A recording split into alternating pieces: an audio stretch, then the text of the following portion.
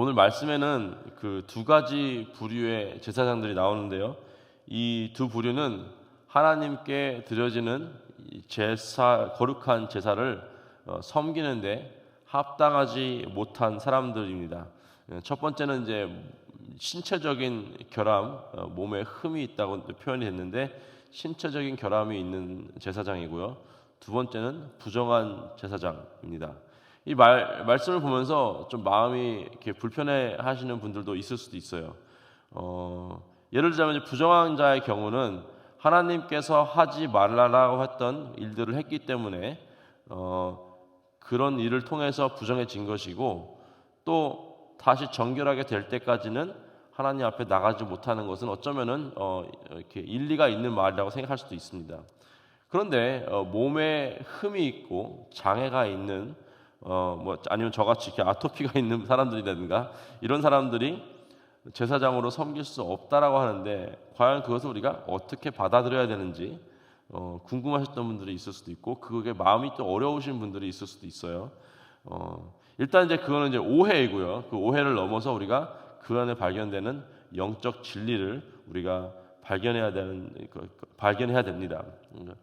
우리가 이제 기억해야 되는 것은 이런 것들은 이제 구약의 제사법이라고 알고 있죠. 제사법. 우리가 구약의 모든 율법들을 어떤 하나의 종류로 이렇게 묶어서 이해하는 것이 아니라 세 가지로 나눠서 봐야 됩니다. 세 가지로 나눠 본다면은 어떤 것들은 현 세대에 적용이 되고 있고 어떤 것들은 적용이 하지 않아도 되는구나라고 알 수가 있는데요.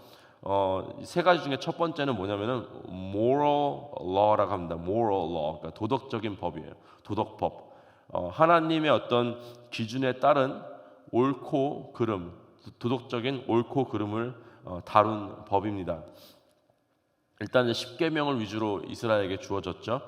그리고 이제 이 moral law, 도덕법은 어떤 하나님의 거룩하신 성품을 이 땅 가운데 우리가 실질적으로 어떻게 살아내야 되는지에 대한 그것에 대한 주목을 하고 있습니다. 그리고 하나님께서는 어제나 오늘 다 변하지 않으시는 주님이시기 때문에 그 moral law, 도덕법은 아직도 우리가 유효하게 우리 삶 가운데서 지켜야 할 법입니다. 그걸 거부하시는 분들은 없을 거예요. 살인하지 말라라. 그게 옛날 유대에 주어졌다고 해서 오늘 그게 괜찮은 거 아니지 않습니까? 그렇죠? 살인하지 말고, 도둑질하지 말고, 간음하지 말고, 남의 것을 탐내지 말고, 이런 것들이 다 moral law에 속하는데, 이것은 이스라엘뿐만 아니라 세계 어디를 가도 하나님의 형상대로 지으신 만드신 그 사람들이 모여 있는 곳에 그 moral law는 대부분 다 비슷하게 우리가 적용될 수 있는 것을 우리가 볼 수 있어요. 그다음에 이제 그 다음 법이 이제 civil law라고 합니다. civil law. 이거는 이제 국법이에요, 국법. 연방 정부법 이런 것들입니다. 그래서 이제 이스라엘이 신정 정치 국가였지 않습니까? 하나님께서 직접 통치하는 나라셨기 때문에 하나님이 직접 그 나라를 위한 법을 주셨어요. 그래서 이 세상의 다른 나라들은 그 나라의 사정에 따라서 그리고 문화에 따라서 그 사람들이 어쨌든 머리를 맞대고 어떻게 하면은 이 나라의 백성들이 평등하게 동등한 위치에 살아갈 수 있을까라는 어떤 고민을 해서 나온 것들이 이제 법들이잖아요. 그 나라의 법이잖아요. 헌법 이런 것들. 근데 이것을 하나님께서 이스라엘에게 직접 이스라엘이란 나라를 위해서 직접 주신 게 바로 이스라엘의 그 civil law입니다. 그래서 희년에 관한 법들이나 아니면은 노예제도 아니면 재산법 이런 것들 있잖아요. 이런 것들이 다 이제 civil law에 속하는데요. 이 구약의 civil law는 이스라엘에게만 특별히 주어진 것입니다. 그래서 다른 나라에 적용되지는 않습니다. 하지만 이제 우리가 알아야 될 것은 이 civil law가 이 나라 법이 도덕법에 의한 거죠. 그렇죠? 왜냐하면 예를 들자면 이겁니다. 이게 살인하지 말라 했는데 그게 도덕법이지 않습니까? 그걸 어겼어요. 어겼을 때 어떻게 이것을 다룰 것이냐가 이 civil law에 나와 있는 거예요. 그렇죠? 예를 들어 간음하지 말라라고 나와 있습니다. 간음하지 말랐으니까 그게 법을 어긴 거죠. 그러니까 도덕법을 어겼기 때문에 그것을 징벌하기 위한 적용을 하기 위한 그 법이 civil law라는 거예요.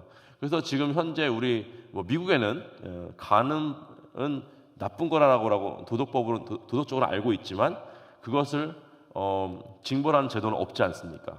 그러니까 적용이 다른 거죠. 예.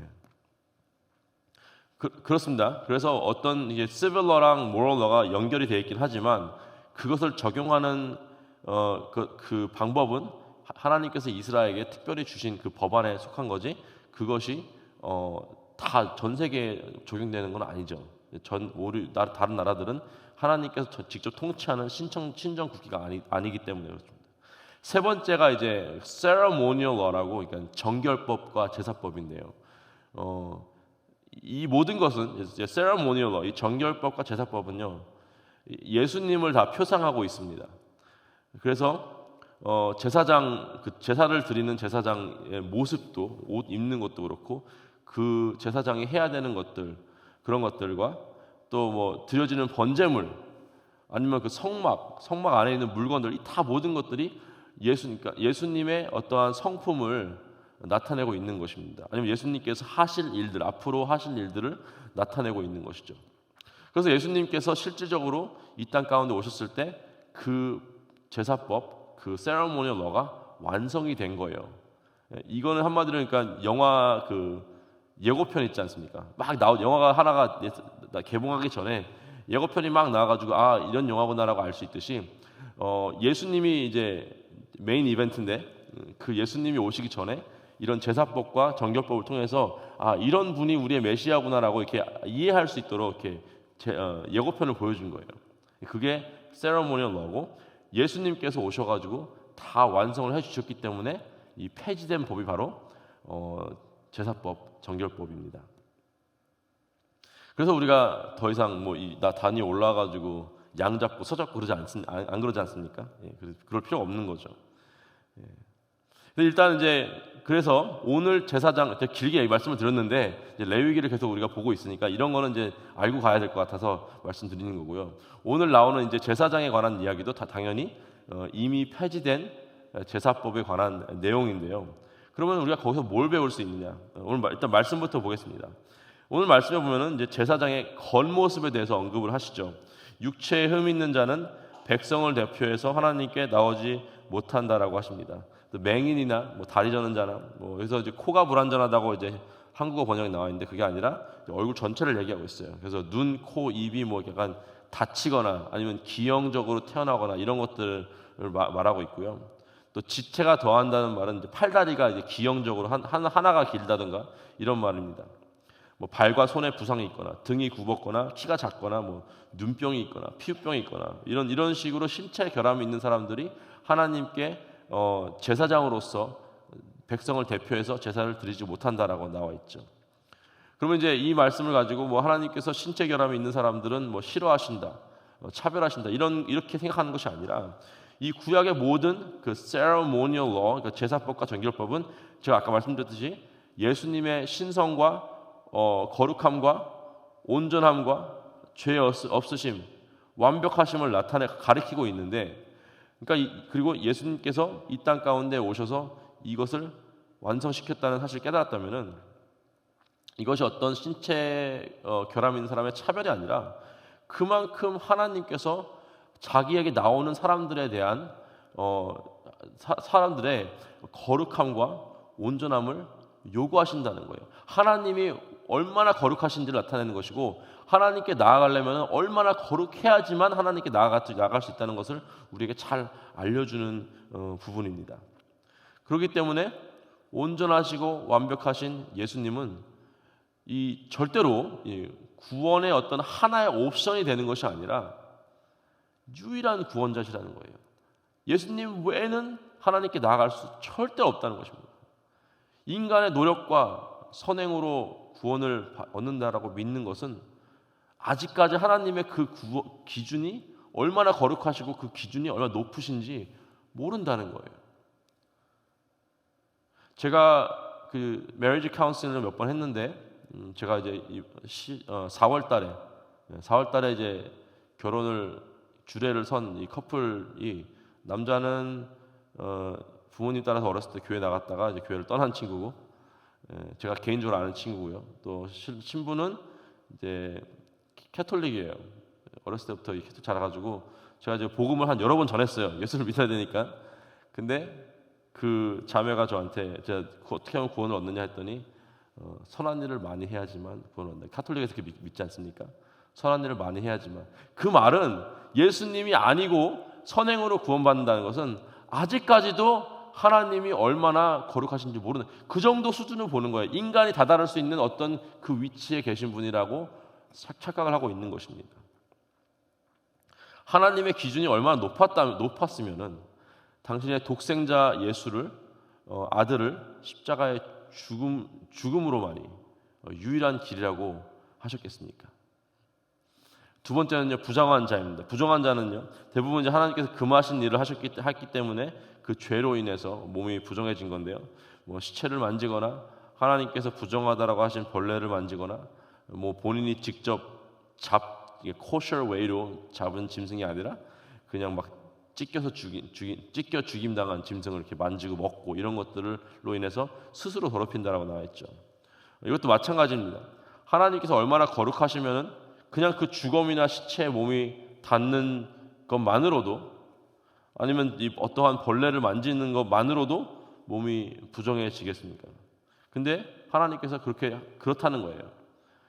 그러면은 이 부정한 사람들은 이스라엘 자손이 구별해서 하나님께 드리는 이 성물, 하나님께서 이게 거룩한 게 아니라 내가 이것을 거룩하게 여기겠다라고 받으신 거지 않습니까?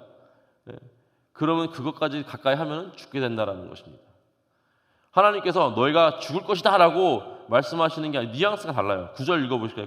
22장 9절 보시면은 그들은 내 명령을 지킬 것이니라 그것을 속되게 하면 그로 말미암아 죄를 짓고 그 가운데 죽을까 하노라. 죽을까 하노라. 그들이 죽을까 봐 걱정된다는 거예요. 죽지 않기를 바라기 때문에 말씀하시는 거예요. 이런 뜻입니다. 하나님께서는 우리를 예배를 드리기 위해 창조하시지 않습니까? 근데 사람들이 예배를 드리러 나와야 되는데 거룩하지 않은 거예요. 그 사람의 임재 갔다가 다 죽게 생겼어요. 아무도 제사장으로 역할을 할 수 있는 사람이 한 명도 없어요.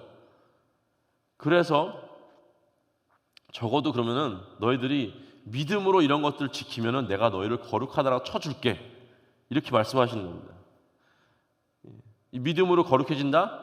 이게 아브라함의 그 믿음의 원리죠.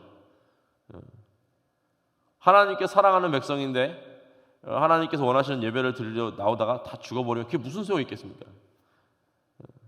근데 그럴 수밖에 없어요. 왜냐하면 하나님은 너무나 거룩하신 분이고 우리는 너무나 죄악된 인간이기 때문입니다. 그래서 우리가 이 제사법을 보면은 하나님이 얼마나 우리를 사랑하시고 하나님이 얼마나 우리를 통해서 예배를 받기를 원하시는지를 알 수가 있는 거예요.